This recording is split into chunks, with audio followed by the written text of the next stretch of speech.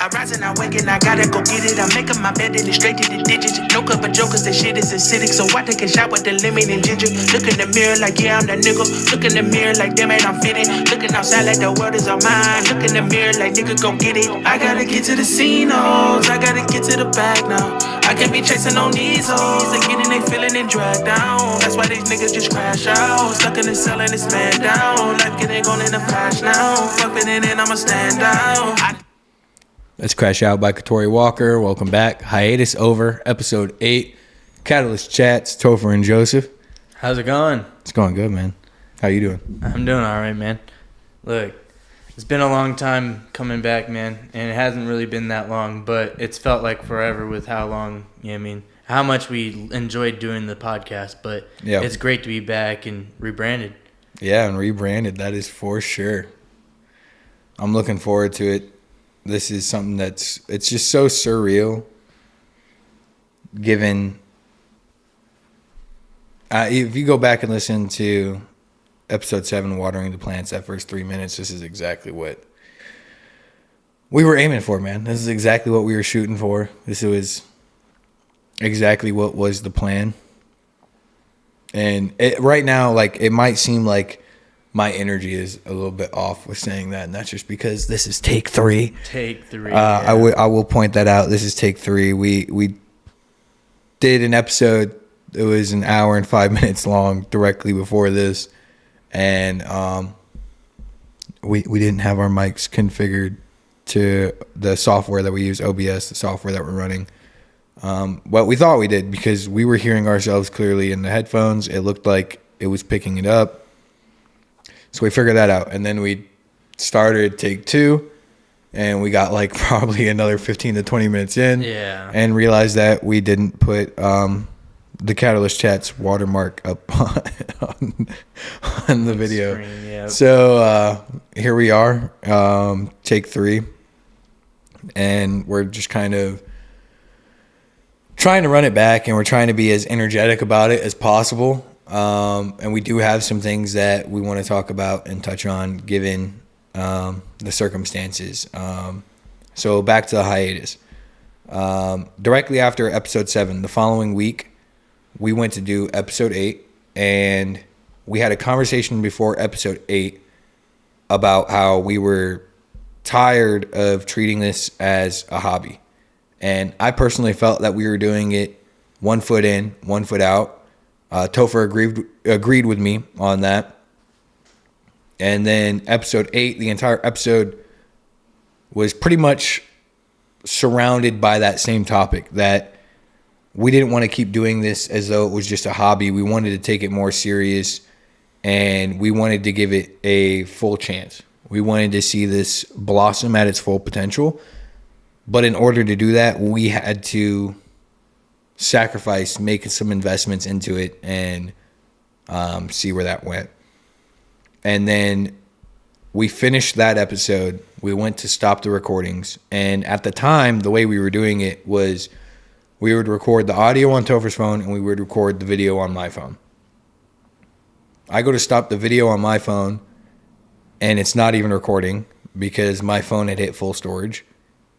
We go to check Topher's phone, and it was pretty much the same circumstance. Yeah, my phone had ran out of storage as well during the episode, so we had no end of an episode, and we felt like it was a sign from the universe that it's time to do it, and for lack of a better way to put it, if not now, when.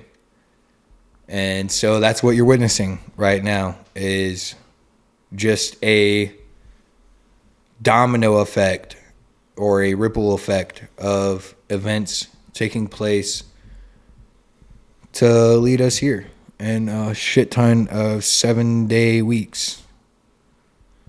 Yeah, a lot of work put in, man. It's been crazy, especially for you, man. You've been working 7 days a week for the last 7-8 weeks now, and 7 weeks. You finally ended up getting a few days off of a Memorial Day weekend, and it came as a blessing because we were able to get all this going, and everything happens as it should. Yeah, everything happens as it should. It's this all feels like alignment. It feels like the universe is conspiring and aligning for us.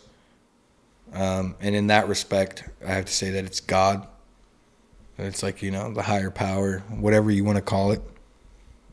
That's what it feels like to me.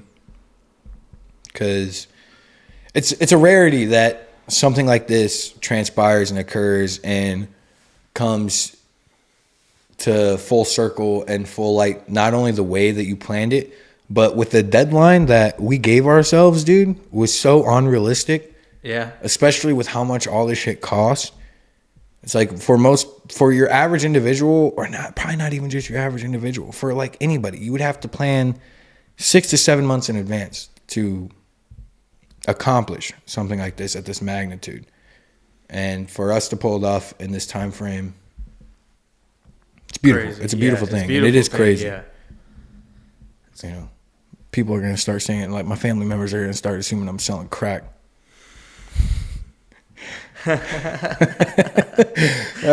That's hilarious, man. Nah, it's only a joke. Yeah. Kind of, partially. It is what it is. All good jokes contain some truth, right? There you go. But anyways, that's essentially it in a nutshell, is that we wanted to take it more serious. With that transpiring, we decided to take a hiatus away from recording the podcast until we had the equipment to do it the way that we wanted to do it. Yeah. And even now, it's not exactly, full fruition, but no, not even it's close. still, it's major. It's leaps from where we were at. And leaps and bounds. It's surreal just being here and actually being able to record right now. And even with setting up the studio, we still, we ran into issues straight out the gate. And we just pivoted. Like, the room that we're in right now is not the room that we planned on recording the podcast. Yeah. And this was not the room that was planned on being the podcast studio. Something that we didn't take into consideration when we had the table built. By the way, this beautiful table was built by Aaron Scheck. Shout out Aaron Scheck. Yes, sir. Something that we didn't take into consideration was, we kind of did, but our main concern was the wrong concern. So our main concern was the height and the width of the table and being able to fit it within the hallway to get it to the room that we were going to have it in. The real issue ended up being the length of the table. Yeah. And so with that, we pivoted and we made some adjustments, and everything happens for a reason, because now we're sitting here and it's comfortable, it's spacious, and it works out. And now every time that we think about it, we're like, damn, we probably would have felt so claustrophobic and closed in that room. Like, it would have felt like a very tight, narrow space. Yeah. So everything happens for a reason, and everything happens exactly as it should. So I agree. It's one of those things, man. And it's still... or as they say in The Alchemist, Maktub. Maktub, there you go. Yeah. It is written. There you go. Yeah. I just had it just popped in my head. I had to space it. There you go. Yeah, man. I don't know. It's super surreal being here, and I'm excited to go forward and learn all the little kinks and everything that we got to get out of here. Especially, like you said, take 3 this time. So take 3. Yeah, it's kind of ridiculous, but we're getting there. Learning curves, man. Yes, sir. And it's still cool, because if we wouldn't have just done all of this and figured this out, then when we would have had our first guest on this coming Sunday, these might have been issues that we ran into with that episode. And that's the last thing that we wanted, is to record an entire episode with a guest, them leave, and then we go to play it back to see how it went, maybe even if it's just the first 5 minutes or so, and then have to get a hold of them and say, hey, by the way, sorry, that episode that we just recorded, we can't air that. We can't put that out because we fucked up and we didn't have the right equipment going into the software. There you go. So all of these test runs that we were doing, man, it's detrimental to the process, although it is a bit irritating. Oh yeah. Yeah, it takes patience. Yes, sir. But there's beauty in it as well. I'm excited for it, man. It's all part of the journey. Something to get better at, yeah. It's all part of the journey. just got to be patient with ourselves and keep trying to push at it, and little by little knock away at the little things that we don't know yet, and make sure that we're striving to learn them, striving to get better at them. As you said in one of the previous takes, 1% better. Yeah, 1% better. Yeah, that's the goal. Yeah. You got anything you want to touch on? Not specifically right now. I mean, I'm trying to think. We've talked about a lot of stuff over the last bit. I mean, we can talk about. Yeah, it's a bit odd doing all these takes. I mean, you forget everything that you talked about, and even things that you would like to bring up, and it's awkward going over them again and hearing it all back. That's the big one. It doesn't feel as natural. Yeah, that's a big one. Yeah. But I do know that you went through a whole lot with your like health stuff that you're doing through, stuff that you've been doing to help push you through all these hours and all these days that you've been working on. I mean, I think that's a big one that we should talk about and get on. Yeah, I mean, I can dive into that. So, first and foremost, shout out Michael at Higher Up Wellness. He's like a fitness influencer on Instagram and TikTok. He kind of put me on to all these supplements. So I'm currently taking Optimized Minerals. It's an electrolyte drink. You should add it into your water in the morning. Mix it up. Drink it. Between that and vitamin D3 with K2, magnesium L-theanate, and Alpha Brain on it. So I've been taking those for the last 3.5 weeks, but it wasn't till 2.5 weeks in that I noticed a difference. And when I say that I noticed a difference, I mean just the energy that I had, the clarity that I had, the overall mental clarity and focus that I had with the lack of sleep is astounding to me. And that's speaking as someone who's used to running with sleep deprivation as a regular aspect of their life.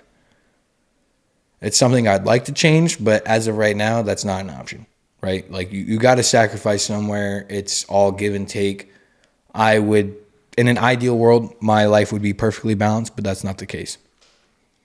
And I think it's been a combination of all of them. So the reason that I take these specific supplements, magnesium and vitamin D3, it's something along the lines of 60 to 80% of America are deficient in. And then vitamin D3 with K2 just gets metastasized by the body quicker with K2. Vitamin D3 does. So essentially it just gets into your bloodstream quicker. And then magnesium L-theanate is the only form of magnesium that breaks the blood-brain barrier. And on top of that, magnesium and D3 essentially work together to break themselves down in the process within your body.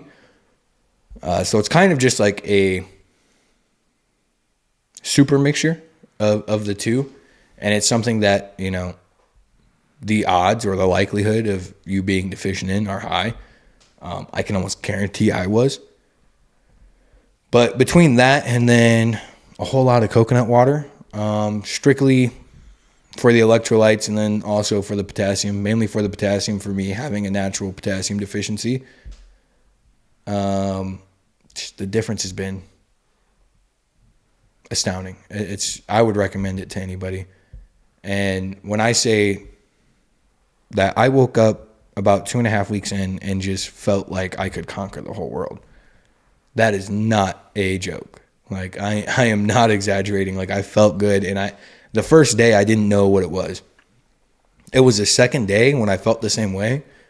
And I was just kind of like, what the fuck is going on? Like, damn, man. Like, like I'm not getting more sleep. I don't, it took me a second to pinpoint it. And when I pinpointed it I was dumping my Optimized Minerals into my water and it like clicked like, oh, hey, motherfucker. Like look what you've been doing. It's been about 2.5 weeks now of you doing this. And that's about how long they say it takes before, your body's pretty much used to it. And yeah, I would recommend it to anybody because You know, like I said, 7-day weeks, lack of sleep. And when I say like lack of sleep, sleep deprivation, I'm talking like I'm working 12-hour shifts, 7 days a week, running on 3.5 to 4 hours of sleep on average. So for me to wake up feeling good, you know, some shit's got to be some good shit. Yeah. You know? Yeah, no doubt, man. And especially, I mean, it's not even just the work hours. Like, you've been going to the gym and working Exercising, out as well. Yeah. Which has probably helped as well, you know. But it's hard to say that that's helped because more than anything, dude, it just makes it to where, like, I'm going to work feeling sore as of now. I think it's going to probably be a couple more months before I feel any different in my everyday life from the exercise. But you said you lost 30 pounds, huh? Yeah. So you're looking good. I appreciate that. Thank you. So the day before I started this new job, I was 206 pounds. I weighed myself yesterday morning and I was 176.2. So I've lost 30 pounds. And I mean, I'd love to attribute it to, you know, me just being dedicated to losing the weight, as much as I'd love to say that. But realistically, dude, like working 7 days a week, you don't have the opportunity to do certain things. And a big part of that is like, I'm not sitting down. Like, I'm always moving on top of the, like, I'm not just working. So, you know, so I'm not just working 7 days a week, 2 days out of the week, Monday and Thursday, I go to class for 3 hours a day. So I'm doing that and I don't get off of work till roughly 5:30, 5:40. By the time that, you know, drop you off, it's like I'm getting home about 6:15, somewhere around there. By the time I shower and eat and exercise, it's typically, now I will say this, Monday and Thursdays, I do not exercise after work. I am religious against. Just 1% better, man. Yeah. Well, it's also, it's just, it's trying to, it's a time management aspect, right? So Mondays and Thursdays, after I shower and eat, it's typically about like a quarter after 7 to 7:30. I have to be to class at 9 o'clock. Luckily, it's only 5 minutes down the road. So I average about an hour of sleep before going to class because I take like a little cat nap. And then after class, I try to get in a couple more hours before going into work. But with all of this, and also with, like, you know, planning for the podcast, trying to get all the equipment around, you know, staying in contact with Shek about the table, family, you know, being a dad as well. You know, I have 5 kids, so everything all together is just, there is no time to stop. So the best way to burn fat and to lose weight is to be more active and be in a calorie deficit, right? 100%. Because of how active I was not eating as much. And when I was eating, I was more adamant about eating healthy because I know with the hours I'm putting in, I have to be, because I already deal with inflammation quite a bit. So, I mean, on an average day, I was maybe getting 1,500 calories in. On average, like I'd say probably 1,500 to 1,700. So on an average day, I'm like on any given day, I'm in a calorie deficit, and then I'm nonstop moving. And on top of that, I'm exercising. So I'm burning extra calories on top of being in a calorie deficit, on top of I'm eating healthier, on top of now I'm taking minerals, on top of I'm working more.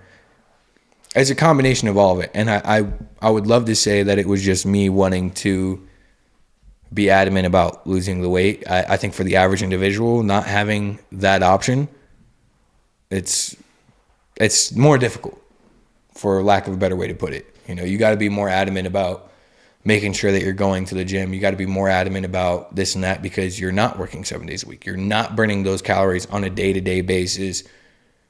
You know, you have more time to just sit and be, what is the word I'm looking for? You have time to sit and just be content with what you're doing. Be comfortable. You have time to get comfortable. The biggest thing for me this last 2 months has been there is no time for comfort. And ironically, like, I find comfort in the discomfort. I'm uncomfortable when I'm comfortable. That's been the biggest, like, I think that's just a big part of that. And this is me being honest with myself, is I tie a lot of my self-worth to my productivity and to how much I make, right? So how much I'm bringing in, and then my productivity. So how much I'm doing and how much I'm outputting. It's a character flaw. It's not a good thing, because when I'm not doing enough, or when I don't feel I'm doing enough, when I'm not productive enough, or I'm not making enough money, I don't feel good about myself. It brings on like a spiral of depression and all these other things. So I'm working on that. But at the same time, it's good for me to, on the flip side of that, it means it's good for me to continuously be moving. And on the flip side of that, it's, you know, also bad, because you got to manage not getting burnt out and the wear and tear on the body, and, you know, time away from the family and the kids, and dealing with dad guilt and all of that stuff. So it's a give and take on every spectrum, you know, and trying to balance it all out. It's always a balance game, and that's the hardest part about it, is just making sure everything's balanced to the points that, I mean, you're putting enough effort in everywhere, and it's making everything, you know, a bit better. And think about the fact that we're on camera. A little bit closer to the mic. But yeah, I mean, this is basically what this whole hiatus has been about, is just kind of putting aside all the other bullshit and making sure that we put what we want forward first. And that's what we're doing here, making the podcast and being legit about it, taking it serious, and not just, I mean, treating it as a hobby as we were once, I mean, treating it like. But then also everything outside of that. Yeah. Because I think that's what's going to push the podcast. I think that's what's going to push the podcast, is what we're doing outside of the podcast. I'm a firm believer of that, right? Like, if you expect people to listen to you, you have to have interesting shit to talk about. Most definitely. Yeah. You know, that's how that works. And so, like, for me, a big part of that is just making sure that when I'm planning on doing shit, that, like, I'm going to bring it up. And I'm going to talk about it, because I also see this as a form of holding myself accountable, and us holding, like, each other accountable, because this isn't just for us. Like, we're releasing this to the public. Other people are going to hear it. And so there's going to be a checks and balances. That's really what it is at the end of the day. It's checks and balances. It's like, oh, hey, motherfucker, you ever do that thing that you said you were going to do? Yeah. It's like, oh, well. And you can either make excuses or, you know, I mean, shit happens. But as long as we're trying, that's all I care about at the end of the day, is that there's effort being put in and trying to accomplish these things. Yeah. Dreams, man. Yeah.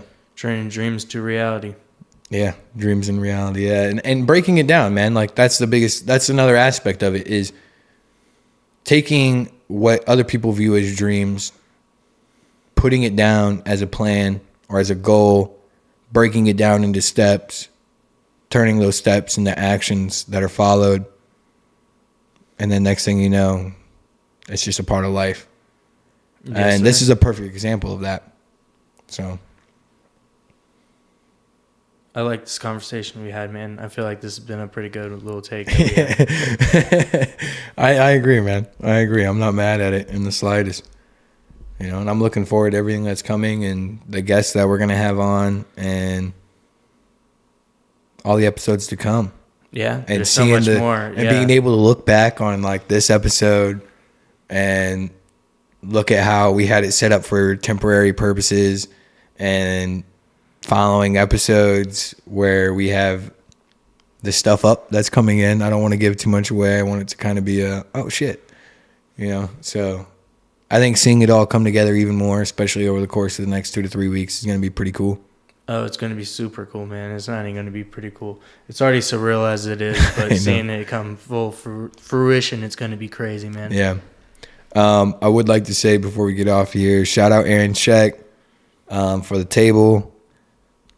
Beautiful table. Yeah, it is an absolutely beautiful table. If you need a custom table or a custom bar stool, feel free to hit up Aaron Scheck on Facebook. If you cannot find him, or if you're not comfortable with that, you can also get a hold of us at catalystchats@gmail.com, or at Catalyst Chats on Facebook, or comment on Catalyst Chats, Spotify, YouTube. Yeah, or you could message me directly at Joseph Howard James on Facebook, or anywhere else that you can find me on social media if you can find me. There you go. Also, shout out Aaron Sheltron for coming through and helping us out with some of the equipment when we first got it in. Shout out Roy Martin for helping us go pick up the table and bring it in. In such a Solid short dude time for frame, that. too. Yeah. He came through real clutch with that on one. very short notice. Yeah, I think that's pretty much it. I think we can leave it there. I agree. I think this is a pretty good episode, man. I agree. All right, man. Got those chats. Over and out. Surreal, man.